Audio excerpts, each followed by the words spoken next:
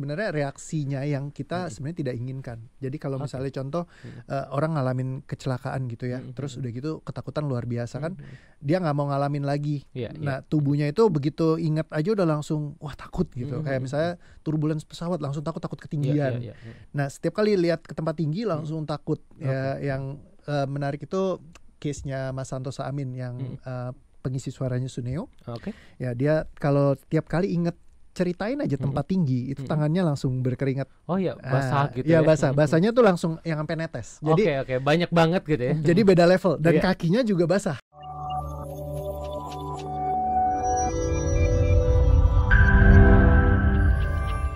Nah, Coach Reo, mungkin juga 3.000 klien sudah ditangani, 3.000 lebih ya klien ini sudah ditangani. Sering menemukan nggak sih ada mitos-mitos yang sering kali keliru dan perlu diluruskan mengenai soal trauma ini, Coach? Sebenarnya sih yang paling banyak banget di luar itu ya trauma itu sesuatu yang nggak mungkin bisa diselesaikan.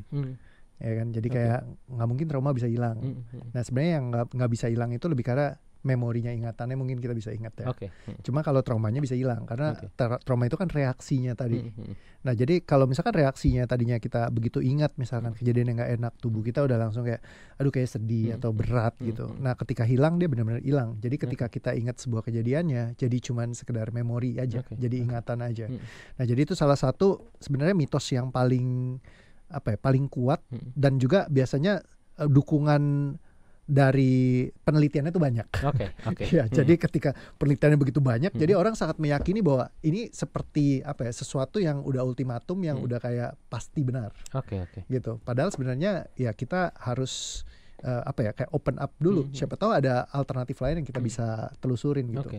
Nah, makanya belakangan ketika saya ketemuin sistem ini banyak banget yang kebantu dan memang bisa dikalibrasi dan kita ukur semua. Jadi balik lagi kan kalau misalkan nggak ada ukurannya ya susah. Tapi kalau misalkan semuanya terukur kan jelas ya. Jadi misalnya kayak dari pas datang nih reaksi traumanya angkanya berapa, kita scoring dulu. Misalnya di levelnya angkanya 1000 gitu. Begitu ingat misalkan dulu pernah let's say ngalamin pelecehan seksual. Wah, skornya 1000 gitu. Nah, begitu selesai itu kita skor ulang dengan ukuran yang sama, alat ukurnya. Nah, dengan BFI index, Basic Feeling Intensity Index gitu. Ketika dia udah dicek lagi masih di angka 1000 atau sudah turun ke berapa, atau bahkan sudah ke titik 0. Jadi ketika sudah ke titik 0 dia sudah kosong. Jadi udah nggak ada reaksi apapun. Ketika dia ingat lagi, dia menceritakan lagi, itu sama sekali udah nggak ada lukanya. Tapi ingatannya masih ada. Ingatannya masih ada. Saya nggak bisa bikin orang lupa ingatan. Bukan tiba-tiba hipnotis lupa gitu, nggak bisa ya. Iya, karena kan yang sebenarnya reaksinya yang kita sebenarnya tidak inginkan. Jadi kalau misalnya contoh orang ngalamin kecelakaan gitu ya, terus udah gitu ketakutan luar biasa kan, dia nggak mau ngalamin lagi. Nah tubuhnya itu begitu ingat aja udah langsung wah takut gitu. Kayak misalnya turbulence pesawat langsung takut ketinggian. Nah setiap kali lihat ke tempat tinggi langsung takut. Ya yang menarik itu case-nya Mas Santosa Amin yang pengisi suaranya Suneo. Ya dia kalau tiap kali inget ceritain aja tempat tinggi itu tangannya langsung berkeringat. Oh iya, basah gitu ya. Basah. Basahnya tuh langsung yang sampai netes. Jadi banyak banget gitu ya. Jadi beda level dan kakinya juga basah. Jadi it's very unique gitu dan sangat visual. Nah, jadi waktu itu di record ya dari awal ketika tangan lagi basah banget ya sampai udah selesai dia terus diuji di Grand Indonesia tuh kan tinggi banget tuh betul. Di lantai paling atas atasnya ya yang di CGV. Ke bawah tuh udah baik-baik aja. Terus dia bisa santai nyender gitu yang tadinya sulit sekali. Terus kalau case yang bisa kelihatan tuh Kang Idoy yang dunia terbalik. Nah, Kang Idoy itu dulu kan setiap kali kena kucing langsung langsung kayak teriak gitu ya karena dia trauma kucing waktu kecil ditempelin kucing sama kakaknya. Nah, jadi begitu udah beres ya sudah ada kucing lewat di jalan di bawahnya tuh biasa aja gitu. Jadi benar-benar reaksi afektifnya bisa selesai. Jadi reaksi trauma itu ya bisa dihilangkan sampai benar-benar selesai gitu. Jadi nggak ibaratnya kalau tadi kita bicara tentang judi, ada orang yang reaksinya itu kalau ketemu hal-hal berbau judi pengen judi terus gitu. Nah ketika dia udah hilang selesai ya sudah dia mirip kayak kita lah. Kita mungkin kalau nggak berjudi kita nggak relate. Saya jujur saya nggak paham kalau misalkan ini kok orang bisa sampai suka judi begitu. Nggak se-relate itu ya. Iya, nggak se-relate itu buat di situ gitu.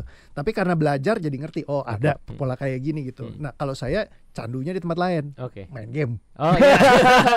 Semalaman tuh biasanya kalau gamers ya. Wah, ini bisa sampai pagi gitu. Saya sampai bikin buku sendiri di Gramedia diterbitin ya tentang game. Ya, di rumah saya udah ada setup gamenya. Game-nya sadis gitu kan. Nah, jadi ya dari dulu soal game gitu. Jadi kecanduannya di game terus. Nah, ketika saya beresin ya sudah, saya jadi nggak ada keperluan untuk saya main game terus-terusan gitu. Jadi itu salah satu yang kita bisa beresin. Jadi reaksi afektifnya itu ketika dia reaksi traumanya selesai, ya udah dia jadi nggak masuk ke pola-pola yang kayak kecanduan kayak gitu juga.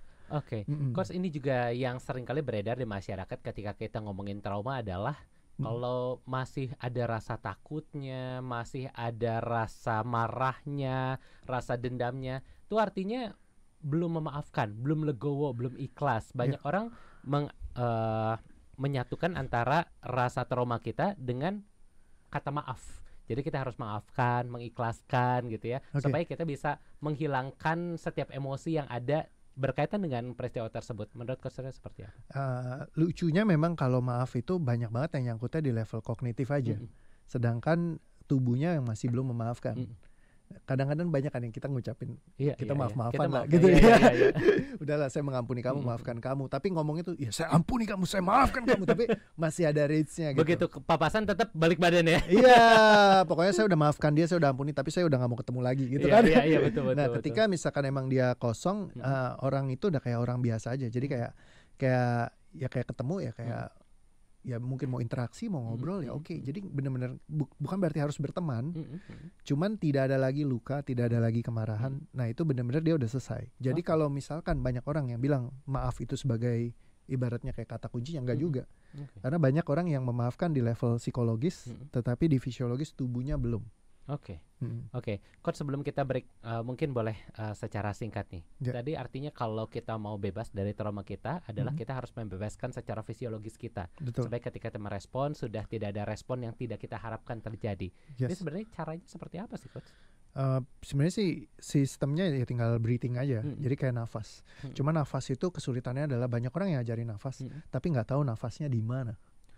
Jadi it's not gimana, tapi di mana. Jadi bukan bagaimana, tapi di mananya gitu. Ibaratnya kayak nafas itu kayak tusuk jarum. Hans, aku kasih jarumnya. Terus aku bilang, Hans, kemarin aku kesleo, pinggangku sakit.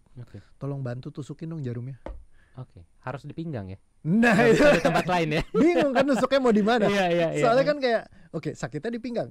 Mesti tusuknya di sebelah mana? Tapi kalau buat mereka yang ngerti tusuknya di mana, kan mereka bisa pakai tuh jarumnya untuk nyembuhin. Betul. Tetapi kalau orang yang nggak ngerti, asal tusuk aja belum tentu sembuh ya. Jadi nggak sembuh. Makanya banyak orang yang bilang, mana bisa sih nafas doang nyembuhin gitu. Ya karena lu nggak tahu gitu. Tapi kalau misalnya tahu di mana titiknya, ya kayak tadi jarum, kamu tahu tusuknya di mana, itu lebih penting.